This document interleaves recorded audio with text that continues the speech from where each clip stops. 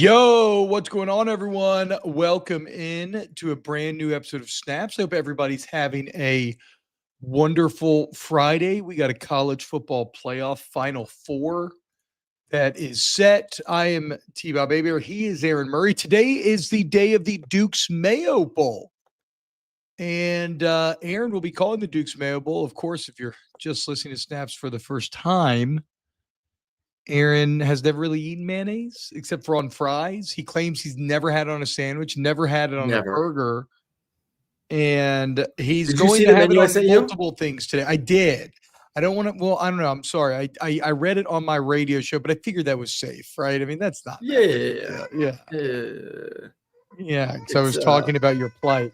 Also, both my kids are very much awake. I'm doing the show at home. My wife is dog sick. And so today's Friday show is going to be a chill one where we just kind of have some things to talk about, relax, maybe not as tightly produced as it is per normal. And you're like, well, TBob, what the heck? We didn't think it was produced normal. Well, it is. Okay, guys. It actually is. It actually is, to be fair. But we're going to be chilling today a little bit. Aaron, how are we feeling about your impending mayonnaise enjoyment? So this is the menu for tonight. Banana and mayo sandwich. Never had it, but that's a real thing, you know? So like, is it? Yeah. Okay. Okay. Interesting. Yeah, I think it's a Southern thing. You also see what is it, like banana and peanut butter and bacon a lot, I think. I know banana and peanut butter I'm all for. I'm going to see if I can sneak some peanut butter along with it. No, bro, just do it. Did you ever eat mayonnaise sandwiches growing up? We've been over this. No, I have not had anything. Oh, yeah. Wait, never mind. You've never eaten on something. Fuck. I used to just eat white bread and mayonnaise. Thinking, good, bro. It'd be good. All right, so that's the first thing. Then we have Duke's Carolina Gold barbecue mac and cheese, which should be good. That sounds amazing. This is when it gets a little interesting. Dilly bar for Minnesota, so ice cream dipped in mayo. Then we have a turkey leg for Virginia Tech. The turkey leg is a cheat, bro. The ice cream bar is interesting because that's a weird combination, but it could almost maybe be good. But I'm a little weirded out by that one. Really? What do you mean? A turkey sandwich and mayo? Like turkey and mayo is incredible. Okay, it's just meat dipped in mayonnaise. It sounds great. Okay, this is good. I've never done it before, so I don't know. I may be a mayo lover tonight. And then we finish it off with coffee and mayonnaise to shout out Will. That's gross. I'm not into that. I don't like anything in my coffee. I like my coffee black. I'm not into that. So not as bad. I'm sure there'll be some other things mixed in along the way. Maybe some donuts, some other things that we find. It all dictates on if it's a good game or not. If it's a good game, probably less of the craziness. If it's a bad game, then more of the craziness. So fingers crossed we have a good game tonight. Yes, I agree. Even though as much as I want you to do the crazy, ultimately I want a good football game to watch, which a game that we did not talk about yet, Aaron, and I did not watch much of, to be quite honest. Last night we had the Tax Slayer Bowl, Ole Miss and Duke, and it wasn't much of a game. And here you got Lane victory lapping over beating Duke. I don't know. I mean, it's just it was especially because the Sugar Bowl got pushed back, so it had to share what a stage, and there was so much talent on the field during the Sugar Bowl. It was just a real kind of blah sort of follow up to a really hard hitting game earlier. I watched a little bit of it and then decided to watch one day a recommended show from TBob on Netflix. It's about 1:30, 2 o'clock in the morning. Crying my eyes out, sending emotional text messages to my wife. So it was just a lot of tears yesterday. But let's explore one day of it, because that's why I went live immediately when we were talking about it, because I wanted to catch you at your raw honesty there. It's just an incredible show, dude. Yeah. Emma and Dex have unreal chemistry. It's very smartly written. The concept is amazing, guys. It's one day of a year. So every episode you jump ahead a year, and so you feel like you almost grow up with these people. The music is unreal. I still listen to the playlist. And Aaron, you were talking about this, and I agree, but basically, like, don't be freaked out about watching it if we talk about you're going to be in tears. Yes. It's a mixture of sadness. You use the word, I was trying to figure out the word, but gratitude. Yes. Love of your significant others, Mhm. appreciating them, all of that. So like even my wife's like, I don't want to watch a show if I'm gonna cry. I'm like, I was emotional and sad because yes, there were some sad moments and then some unfortunate moments, but also there's moments of appreciating what you have and not taking it for granted. So I think it's a good reminder for one of us to show some of the messages throughout it of that sort of thing as well. So it was it was weird. It was a weird emotion. It was a weird cry. It was a very weird cry. But It's a good cry. It's a healthy cry. It's a healthy cry. It is one that you emerge better from on the other side. I mean, I think about Emma and Dex all the time. Yeah. What's up, baby? You want to say hello? Hey, girl. This is my middle daughter, Odie. Odie, say what's up. Say hello, guys. What's up? Yeah, what's up? It's my girl. Sylvan, the show is One Day. It's on Netflix. It is my favorite Netflix show that I've ever watched. Probably even, and it's a self-contained story, right? Not a heavy lift. No. A few 30-minute episodes, 12 or something like that. Yeah, a couple of like 18-minute episodes. I mean, you could crush it in a weekend. Yeah, that's what we did. We drank wine and watched it over a weekend, and it was amazing. I'm so glad my wife was seriously like, I text her like at 1:30 in the morning. I love you. I appreciate everything you do. And she like texted me, called her me in the morning. She's like, did you do something bad? Like, did you fuck up? I was like, no. I mean, that is generally what precedes those sort of conversations, without a doubt. Hold on 1 second. Scott, yes, if you want to tune in to just hopefully a good football game tonight, and then obviously me eating a bunch of random shit and mayonnaise, please do shout us out, tag on social media, and then pray that I do not gag. I guess the key to not gagging is just small bites. Don't take the whole thing at once. I'm shocked that you don't know the key to not gagging. I just always assumed that you would. Really? Yeah. I can't help you there. I don't know. Smash the numbers, Ferris Khan. That's one of our resident Michigan peeps. Says, even if Ohio State wins the title, Michigan fans will just say, so you beat teams that are not named Michigan. It's been 1,900 days since OSU beat Michigan at football. He also said, where was it? No matter what Ohio State does this year, they can't avenge the 13-10 loss to Michigan. 90% of OSU fans and players would rather beat Michigan than get to the Final Four. No, I disagree. Now, 90's not right. I think Final Four already, it's pretty good for Ohio State. I still think it's kind of not enough. If Ryan Day wants to completely win the fan base over, he does have to go natty. And then if they win the natty, then I think they truly do not care about the Michigan loss. But if you don't come home with a national title, then the lack of a Big Ten and Michigan, that probably does actually sting a little bit. Not 90%. Like Ryan Day has helped himself immensely. But these two wins have been as good as I've ever seen. No, I agree. The only way that to fully absolve himself is to win a natty. And he'll be a made man. Oh, 100%. He'd be a made man. Are you kidding me? Let me ask this, because since it was on the thumbnail, and I do want to ask you the question, what was the more impressive win? Ohio State's throttling of Oregon with that roster, or Notre Dame's win against Georgia last night? Oh, definitely Ohio State and Oregon. I mean, Oregon was undefeated. Oregon had beaten them earlier this year. Oregon won the Big Ten championship over Penn State. But Ohio State was favored, though. Ohio State was favored. Okay, maybe I'm using my own bias because how Notre Dame played out went exactly as I thought, but I thought Oregon was actually going to surprise people and win again. And so for my own expectations, the Ohio State win was way more impressive. I agree with that. I think it wasn't winning. It was the way in which they did it, the dominance on both sides. And then you sit back and it's like, oh my God, like beating Georgia is great. Georgia's a flawed football team. And I get it. Ohio State is too.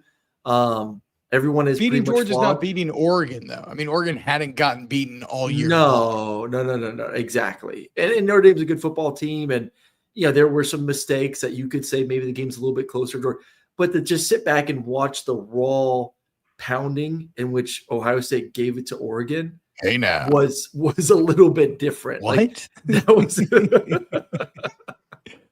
I bet you Dan Lanning can answer your question on not how to gag. Because they were slipping that entire Ohio State pass game down the throat like it was nothing. Nothing. You might as well start calling Dan Throatzilla. And you can call Jeremiah Smith Dread. Oof. Sheesh. I found, to your point about Ohio State, how dominant they've been. Comes from the Bill Connolly. Okay, hold on. My son's done. I'll be back in 1 second. I'll read a comment. You go that. The throwing game against, let's not forget, Dan Lanning's a defensive guy too. And, they've had some issues against the run this year, but overall, like, that's a good defense. And the ease in which guys, and shout out to Chip Kelly. We said it the other day when we were breaking it down, but like, a lot of heat was put on Chip after those games against Michigan and at times the season of, why aren't you throwing the football? Why are you trying to do this? Why are you trying to do that? And all of a sudden, they looked themselves in the mirror and said, who are our playmakers? What are we doing well? Will Howard throwing the football, the receivers, let's just let this thing rip. And versus Tennessee and then versus Oregon against two quality defenses, to make those defenses not even look average, but look bad. We're talking about two of the best defenses in the country in Tennessee and Oregon, and made them look below average is as good as you can do. You're on mute, T. We can't hear you. It's interesting. Now that you're talking about it out loud, it's making me wonder too, like, is Ohio State a team that actually needs to throw to open up the potential of their running game? We normally in football see it the other way around, but I think you've really hit on something there, because Ohio State did struggle to run the ball at times this year. But obviously they've been dominant here of late, but because it feels like they're finally taking advantage of their weapons. Well, you play to your strengths. You play your strengths. You play to Will Howard and what he's capable of doing. Your receivers are the best in the country. Oh my God. You want to talk about just a unit. Look at this. Quad Bob's on the screen right now. He has a little dinosaur puppet on. That is 6'5", 315, starting left guard for LSU. That belly button.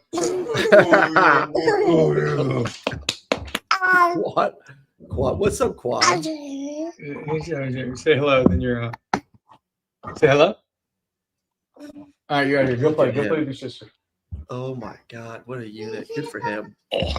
Don't you ever mute my mic again?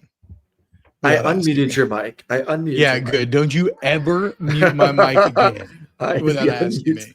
Are we going to fight? No. Okay, so here's to your point about how dominant Ohio State's been. Here's this little factoid for Bill Connolly. The Buckeyes allowed just 3.8.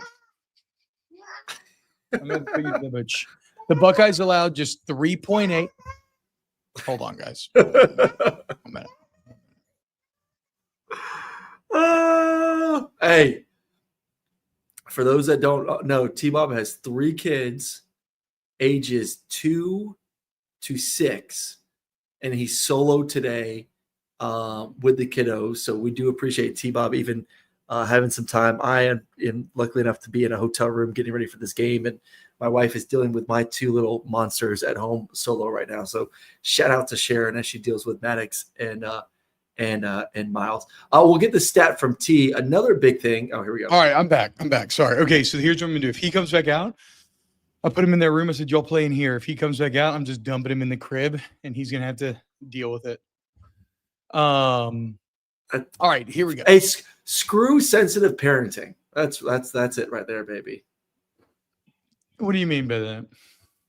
You should put him in his fucking crib and he's got to deal with it. That's not really. When people say screw sensitive parenting, though, I think they're more meaning like spanking, yelling. Like, how far do you actually go? Because I don't. I can't spank. You can't do it. See, Max he's been spanked a couple times. Not much. I mean, it's been less than 5. Maybe my son will test me in ways and my daughters. Yeah, I would say because your oldest are girls. I think Maddox. Yeah. He needs a little physical every now and then. It's not like hard spanking. It's more like a Get your crap together. Fonz Fonzarelli says, "Oh wow, runs in the genes for interrupting." I mean, have you ever heard my dad talk? You think I interrupt? That's what I'm saying. The apple doesn't fall far from the tree anywhere. Yeah, way to go. Aaron spanks his kids. Real piece of shit, guys. I'm I such agree. an asshole. That's a real Such piece an of asshole. shit. What the hell? No, again, I will say this. Bobby has got me actually to bigger points of anger than probably either of my daughters. Yes. Boys. A little crazy. DJ Trauma Gaming, $2. Can you make Quad Bob into a psycho YouTube boy a psycho white boy? God, I'm old. YouTube boy, a psycho white boy at D-line. This is what I think about most offensive linemen. Growing up, they love playing D-line because it's a more fun position. Eventually, you realize you're probably getting a little athletically outclassed, and you learn to love offensive line. Because you get to climb to the second level, dictate the will, all that sort of stuff. Yep. All right, so the Buckeyes have allowed just 3.8 yards per play in 2 games. And against 2 top 10 defenses, they've scored 83 points with 8 yards a play. And Will Howard's home for 635 scores and 1 pick. So it is they haven't just been good, they've been great. They beat the hell out of both opponents, which we thought would actually be the best matchups of the first and second round. So, yes, it is impossible to look at a field that does not feature a single conference champion and choose anyone but Ohio State as the favorite right now. Yeah, it is. It is. And I like the other teams. You know how I feel about Texas. I think Texas is a good football roster. They're just not playing great football right now at all. And I like the other 2 teams. I think if I had to pick one, I think Penn State could make it more competitive. I think Penn State's a complete football team. I think with the way Drew's playing at quarterback and the way their defense is playing, they get a little bit too cutesy for me at times. But overall, I think that's a good roster. I still don't think to the caliber of Ohio State. That's the difference. And we saw it. But Penn State, and it was at home, did play them competitively in the first half. It wasn't a blowout. What do you think about Penn State Notre Dame? Because as much as I was on Notre Dame this last game, I'm not sure that I like them over Penn State right now. Oh, I don't. I think it's a Penn State-Ohio State national championship. We're going to get a Big Ten national championship. Penn State's a good football team. I think it play fast. I mean, it all comes down to Carter on the outside. Like, how bad's the injury? Is he going to be back? They're a different defense without him out there. If Ohio State can stop Texas's run, I think they probably win. But from like a style and matchup standpoint, Texas, even with as flawed as they've been this year, like Texas probably would be the best matchup for Ohio State, would they not? No, I don't think. I think Ohio State just curb stomps them. But who is a better matchup? You think Notre Dame or Penn State is? I don't think of the so you're just asking me of the 3 who'd be the better matchup. I would say right now Penn State's playing better football than Texas. To be honest, I think Texas is just not a good spot. I mean, you go back to the Clemson game. Clemson threw all over them. What does Ohio State do? Well, they throw the football. They're as complete as you can. So at least maybe I'm just meaning on like a skill on skill. Like I still think Penn State is skilled enough. Yeah, you're probably right. And let's go back to the first matchup. It wasn't a blowout. Like they made it competitive. They were winning. It's true. A lot of red zone failure, or like we talked about the other day, great red zone defense decided a lot of that first game that kind of altered what the final score could have been. So I would say Penn State of the 3 right now is the most equipped to beat. I think Ohio State's defense can shut down Texas's run game, and we've seen Quinn cannot win a game by himself. Yeah, or he really struggles to. Maybe can't say struggles because he did come up with the plays this last time, but he's very beatable. Very beatable. Well, I think Drew right now in that offense seems to be why they may not have the same kind of weapons as Texas. Warren obviously is a beast at tight end. The running backs are doing well. They can at least slow the game down, run it, and Drew can make some plays. Like, I trust Drew Aller more right now, which is crazy to say. We're not after this being the season. I trust Drew more than I do Quinn Ewers at the moment. I do wonder what it would be like if Notre Dame was still fully healthy, because you still don't have Benjamin Morrison, who's maybe the best corner in the entire country. You haven't had him since the middle of the year. You just lost Riley Mills against Indiana. I mean, I don't know what the seriousness of it is, but Howard Cross, Xavier Watts all spent time in the tent last night. Like, it would be fascinating to see what maybe a full Notre Dame team could be here. They're a 1.5-point favorite, though, Aaron. I don't think I realized that. Shit, I didn't realize that either. But look, you beat Georgia. That's going to do a lot. That's going to do a lot for the brand. I agree. I mean, the Penn State wins were nice. They were dominant, but they really, I don't they think they beat did Boise and SMU. Yes. Yeah. So, I mean, it'll be a great. I think that. I mean, it's hard to predict nowadays, but I think that would be that should be a more competitive game than Ohio State Texas, which is also crazy because I thought Texas for a long part of the season was the most talented roster in America, and I've kind of flipped my tune on that because the inconsistency at offense at times.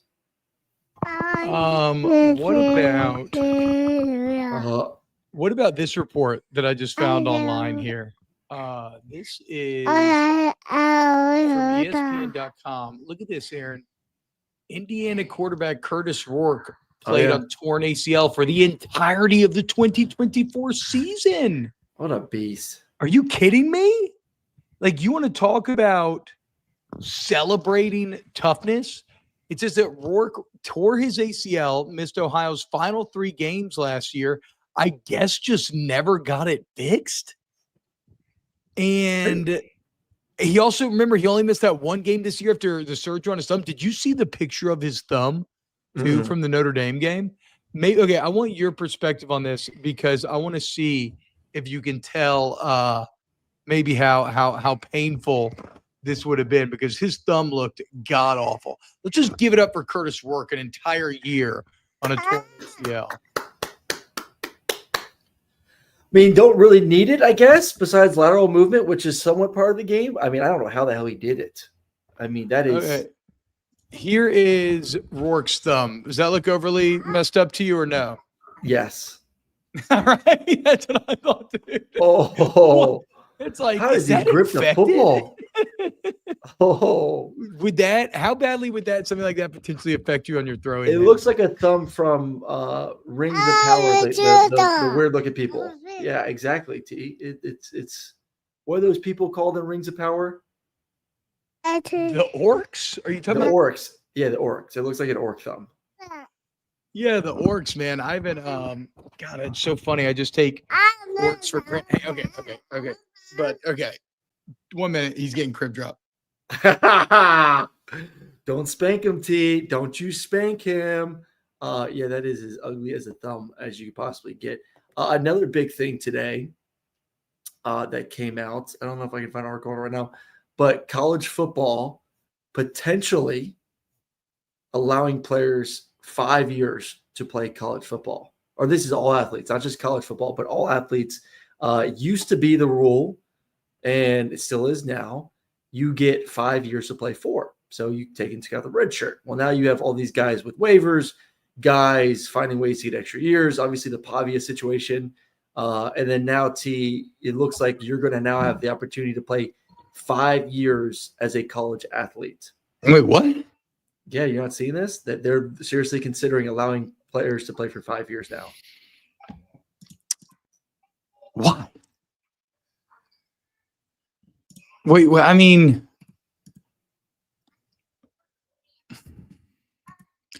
this is the first time. Wait, what's going on? I mean, I don't know, man. Maybe I just feel old because, like, I don't know that makes any sense to me. Because isn't 5 just arbitrary as well? Like, are we just choosing a number out of thin air? I don't know, man. Whatever. I don't really care that much. Play 5 years, great. But it does represent a continuation of the potential kind of slippery slope. Like, where does this end? Is eligibility even legally enforceable?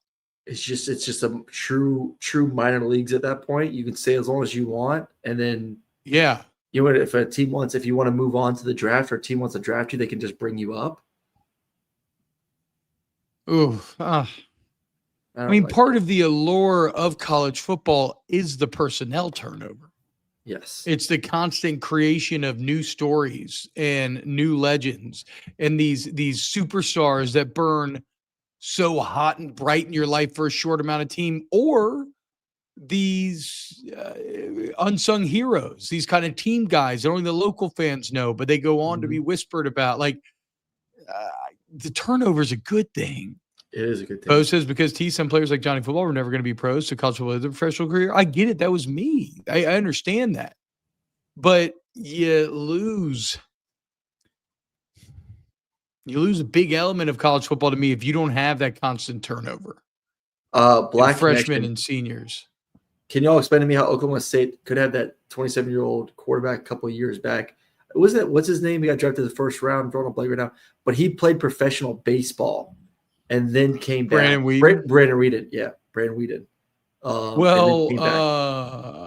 Make no mistake, Alan Bowman is 24 and I think could play his 7th year of college football, but is not or is coming back. What was the latest?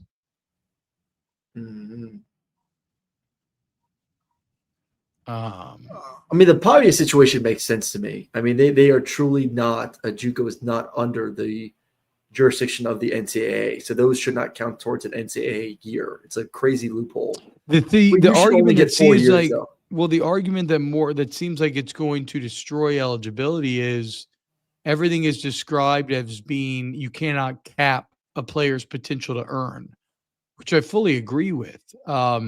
But they were saying that was still under the ruling of JUCO. Like he did not have this opportunity to earn while at JUCO. Exactly. But no, what I'm saying, what could potentially in the slippery slope situation, what could potentially destroy eligibility is, well, can you be ineligible if you can't cap that? Like if you can't, like would our lawyers just going to argue that capping that is a workaround? That eligibility is a workaround to capping wages. Like, I don't know, man. I don't know. I don't want to spend too much more time on it here, but yeah, very interested to see. I think to me that it does take away from what, and not trying to be old here. And I do appreciate the opportunities these young men have and women, because the fact that, like, yes, this is a lot of money. They can earn this for the rest of their life, but you just really put a damper and a stop on the high school recruiting and everything else. Like, we're like, what's it like? What do you do? Do you not cap the rosters so you can still bring in high school kids? Do you send high school kids to a JUCO and then? I mean, remember the rosters are about to be 105 scholars. Yeah. So overall, a little bit of a smaller roster size. More scholarships. More scholars, though. Yes. I don't know. Look, college football is changing constantly. It is wild that the second biggest sport in the United States, as it stands now, kind of doesn't have a governing body. But I think that would Saban be the go-to? I mean, James Franklin was just writing him about him. I mean, I agree. Like, we do need someone. I don't think I want Nick in that position. I think Nick is too married to old standards that don't make sense. I mean, he's out here talking about restoring the competitive balance when we just had the most competitively balanced season we've seen since 2007. So no, I love Nick in his current role on game day. I don't think he should be the czar. Would be the guy though. I don't know. Would Sankey be the guy? He certainly feels like he would be on the short list. It does feel like all this if chaos. There's a commissioner, Sankey would be the commissioner of a power group to be the guy. Yeah. Yes. It does seem like all this chaos though, if you just look at I think there's probably sociology, that eventually humans come together and say, okay, we have to create some sort of system here.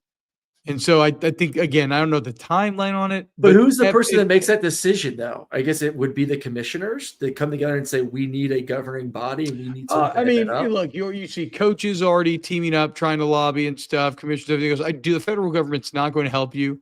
Eventually, there has to be some sort of player union, some sort of collectively bargaining agreement, the things that we've said a million times at this point. Yeah. I'm just saying, who's the eventual person or governing body that makes the decision that we need to go this direction? I feel like everyone's talking about it, but who has the authority to say, okay, we're going to do this, and this is who we are going to pick? Because it seems like a lot of talk. Yeah, who truly has the power to make the decision? Well, it's a good point, because I think the question I would ask is what is the What is the way to incentivize players to want to agree to that? Because I as don't it think stands players now, have a say in it. I don't think players have a say in who. If college football wanted a governing body and a commissioner to run it, I don't think players have any say in that. Well, no, yeah, they do, because the only way any of it's legally enforceable is if the players agree. That's what the NCAA keeps running into trouble on, is that the players are saying, no, we disagree. Junior college doesn't count. No, we disagree. Fifth year should, like, no, and the court's like, you know what, Well, you're they right. can You can't disagree cap with your certain. journey. They can disagree with certain things, but they can't disagree if college football came together. If it's like all the athletic directors and presidents of the universities came together and say, you know what, we want college football to have a governing body, and Nick Saban's going to be the guy. He's accepted it, and now college football is run by Nick Saban and whatever the entity's called. They can't disagree with that. They can't say no. The players. What if he was trying to cut down the portal to one time in your career? What's it? They can cut down on. They can have a discussion. Trying to limit spending. Why would the players have a discussion? They can have a discussion about the rules that would come after that, but they can't say no to essentially a governing body being formed. That's what it is. KMC is right. You offer you lure the players in with the revenue. Obviously, you're right. 100%. I should have seen that. It needs to be the NFL. That's how you say, it needs to be the NFL. Oh yeah, man. Why not? I know. I don't like how that sounds, but I know what you're saying. Why not? Why? And I hate people get at me like, "Oh, you just hate college football." I don't hate college football. I'm trying to make it better and make it less crazy. Like, we need organization. We need someone in charge. We need someone coming together to collectively bargain with these players to make it the best game possible. I mean, I don't know. I don't see. So this is where I also feel a bit mixed about it. It's kind of like the old. You like the chaos of the calendar? It's kind of like the old Adam Smith economic theory, the invisible hand. The invisible hand of the market is kind of guiding this thing right now. And I don't hate the product. Would I be upset? Like, yes, like I said, the 5-year eligibility feels like a step too far for me, maybe. JUCO, I felt like I mean, I get it. I do get it now, maybe especially in retrospect, but it's still overall, again, this has been an awesome year in which expectations have been subverted. College football's been flattened last couple of years now. And so, I don't know. The product is good. Doesn't mean it can't get better. Yeah. Doesn't mean it can't get better. I agree. But it is a delicate balance, because I don't want to return to how it used to be. It wouldn't be returning to how it's used to be. I don't think anyone wants that. But yeah. I just want more structure. I want more organization. I want a clear vision. Why? We get content off all this chaos too, like constant content. NFL is king with numbers and content and stories. NFL has created a 365-year. That's not apples to apples, though, because the NFL is 32. It's the 32 teams versus 130. It's so gargantuan yet tight. It's easier to keep track of everything. But it's organized, and they move swiftly. They can make decisions easy for what it is. Yeah, because it's much easier. It's much easier. It's 32 teams, limited. I know, but still, if you had someone that's running it, it's a lot easier than no one running and no one being able to make a decision. Like, no one can make a decision. And if they do, the players just sue, and then it gets changed. Hey, baby, that's capitalism. You know? What, do you fucking hate America, Aaron Murray? You call the NFL not capitalism? They're making as much. They're the most powerful fucking professional sports organization. Actually, no, the NFL does not believe in capitalism. They constantly hold cities to these incredibly socialistic agreements where they make the cities subsidize the stadiums and subsidize the teams as the profits trickle down. Sure, I guess that is capitalism, getting the trickle down stuff, but the profits go to the owner. Which is it's a mixed bag. Like all great capitalists, they subsidize when it helps them, right? They're okay with welfare when they are on the receiving end, not so much if it's other people reaching into their pocket. Yeah, Andrew Cooper's right. They're a monopoly with antitrust exemptions. Yeah. Socialized risk, privatized profits. Interesting. Yes, William. True. Collective bargaining is very socialist. I didn't realize that. I guess so. Is it? You're right. I mean, it's a lot of power to the labor, even though in the NFLPA is pathetic compared to the NFL, compared to the NBA and the MLB. Hey, did y'all see? Now, Aaron, I'm going to say a last name here, and I don't want to freak you out, but Colin Hitchler got fired from Alabama, safety coach and co-defensive coordinator. Hitchler. Hitchler. Oh my goodness. Sheesh. I didn't think the defense was really the issue. Number 9 total defense in 2024, the number 19 passing defense. That it was more of an offensive weapon, Jalen turnover kind of. Bro, we talked about it yesterday. Someone's head got a roll though. We talked about it yesterday, dude. Yeah, blood's got to flow. Also, to be fair, Drake. Yeah, but at least make it. Did you see what Drake Patrick Jr. Put on his story? No. He screenshotted the fired graphic and he said, "My safety coach just got fired. Thank you, Lord." Oh my God. So they must have not liked old Hitchler. Then again, hard to be likable with the last name Hitchler. I mean, that is an uphill battle. You better be real careful with those hand signals on the sideline. I also don't understand from a kid's perspective what is going through your mind when you make that post. Yeah, it's deleted now. I know, but it's worth. God damn, so stupid, so stupid. Just think twice, kids. Send it to your mom. Send it to your dad. Dude, I think he's thinking fuck Hitchler. I think we can. Yeah, all I get it. Hitchler. Sure. Why not? Why not? Alabama, who's going to be your quarterback next year? I guess I should say that gone, they screenshot. So in the AI age that we live in, like maybe Drake Patrick really didn't, but the original post is deleted. So whatever. Down goes Bama. Down goes Bama. All right. Quick, easy show. I'm going to go get ready for my game. Wait. Oh, that's right. Okay. You have very fun. You have fun, Aaron. It's going to be great. What are you going to do? What are you doing? What are you doing? What am I doing? I am going to go. So when I dumped him in there, he was real, just like kind of wet. No, I thought you were going to stand and talk bullshit on the show.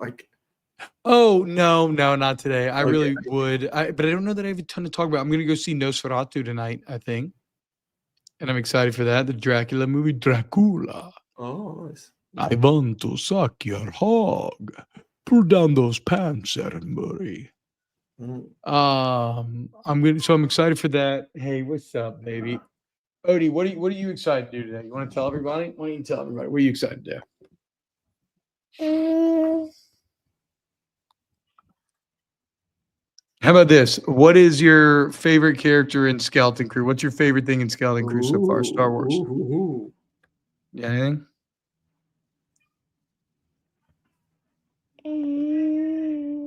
No, you're just a little shy girl right now. It's okay.